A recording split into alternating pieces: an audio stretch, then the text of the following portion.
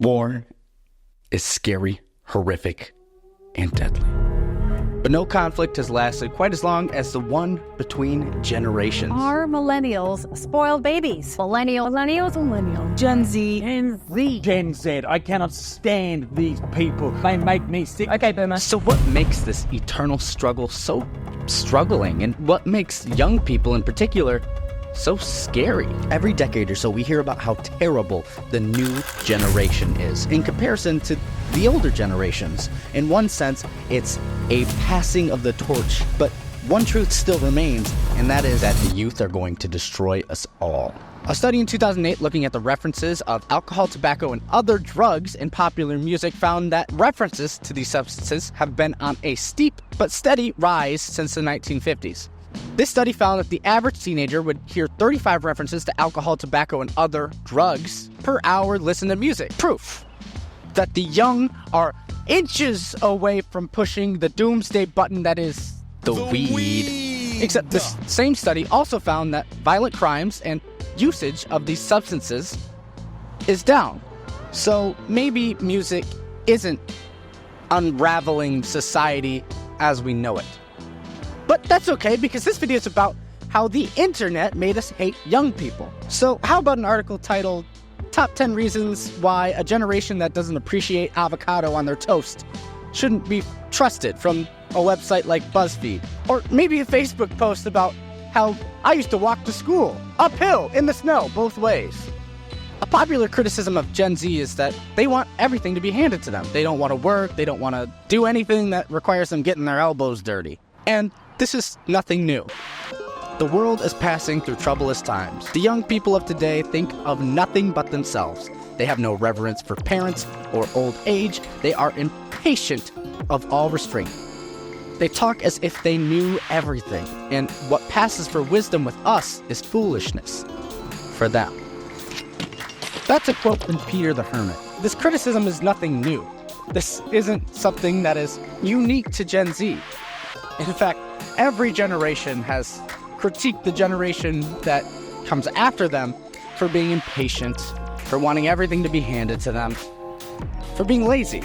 This type of thinking has origins since the beginning of history and has only increased in popularity with the invention of words like teenager or amazing new products like the automobile. Likely these concerns are well-intentioned and come from a place of good, but ultimately it's a little bit unfair to compare a teenager to a fully grown adult. Young people have always been categorized as difficult to work with and less intelligent or naive to the realities of the world.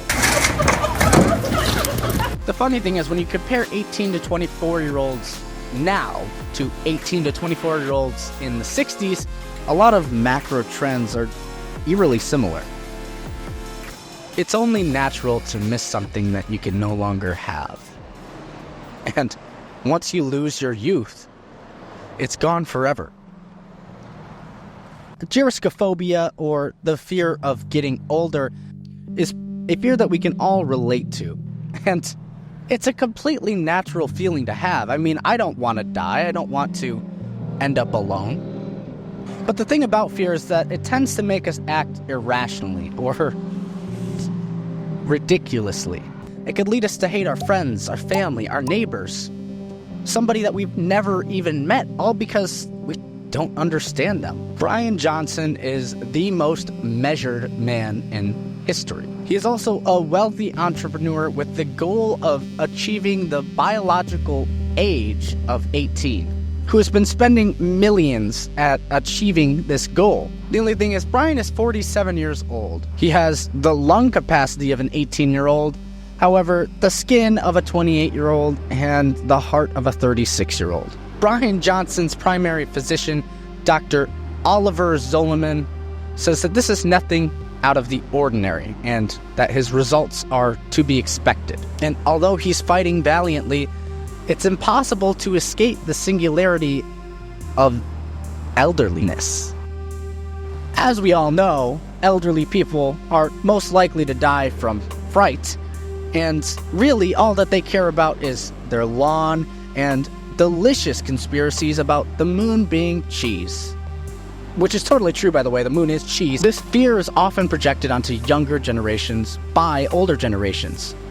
Older generations get mad at the younger ones for mistakes that they made in the past. Which is unfair because we all need to learn at our own pace, and sometimes these mistakes are just what it means to go through life. I wonder that if what it actually means to age is to grow lonely. As we age, our great ideas are replaced by newer, greater ideas that are eerily similar to the ones that we had, but just with a newer, hipper taste that older generations can't seem to get behind. The thing is, if we stay in this bubble as we age, people will stop listening to us. If we don't accept the ideas for what they are and listen to younger generations, we'll be left behind, could be forgotten by society. The majority of these people levying criticisms at the younger generations are likely just looking for connection from their peers or their cohort, who feels the same way because they've also been left behind by this newer, fancier human. And though unfair, the search and desire for connection is what makes us human.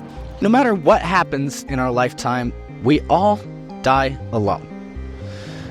No matter if we're surrounded by friends and family or in a hospital bed all by yourselves, it's a process that only you can experience. It's inevitable, just like Thanos. And while we ultimately don't have a choice in the aging process, we do have a choice in our age. Maybe not physically, but mentally, we can always be learning something new or experiencing beautiful new things or just appreciating the great things that we have in our life. What truly makes you old and dejected from the current status of society is a decision that you can make every single day of your life. You could choose to let the world pass you by as it has billions of other people, or you can choose to join this progress and be happy with the progress that has been made with the generations before us and continue to lay the path for generations after, trying to make a better future while perfecting the present. But the fact still remains that our time here is limited. Every breath that we take is closer to our last. So why spend time arguing over which generation is the greatest or why Eminem is the best, and more time with our friends and family and people that we care about, doing things that we like and care about, learning about new great ideas and fixing outdated old ones.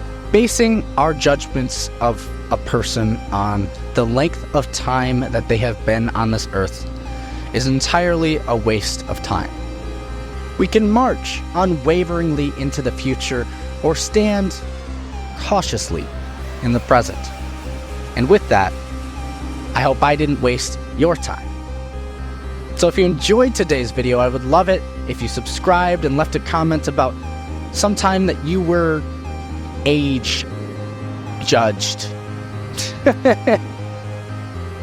And until next time, bye-bye.